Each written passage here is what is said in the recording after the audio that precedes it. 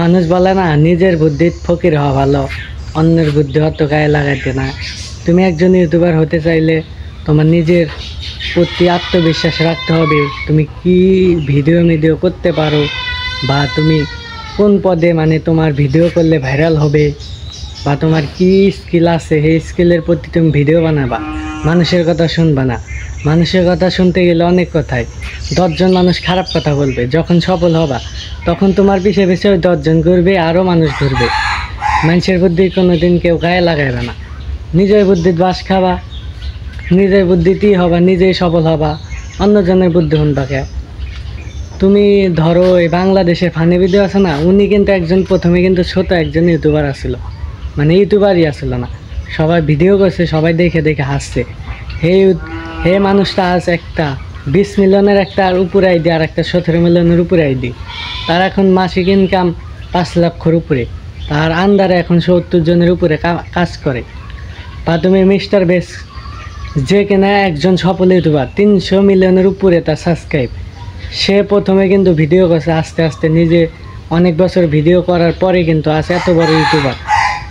নিজে কিন্তু প্রথমেই কিন্তু এত বড় ইউটিউবার হয় না, চেষ্টা করতে করতে ব্যর্থ হবা 1-2বার। কিন্তু তুমি পরিশ্রম করবে, প্রতিদিন 1-2টা করে ইউটিউবে ভিডিও আপলোড করবা, নিজের প্রতি একটা আত্মবিশ্বাস রাখবা। একদিন না একদিন তুমি সফল হবে নিজের প্রতি আত্মবিশ্বাস রাখলে।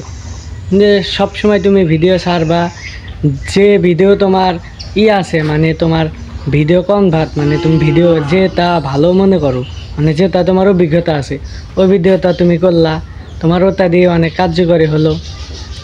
তুমি একটা মনে করো তোমার তোমার নাচের একটা অভিজ্ঞতা আছে, তুমি নাচ গানের সাথে নাচ করে ইউটিউবে ছাড়লা, বা তুমি ফানি ভিডিও করতেই পারলা, ফানি ভিডিও 2-3 তোমার ফ্রেন্ড নিয়ে ভিডিও করলা।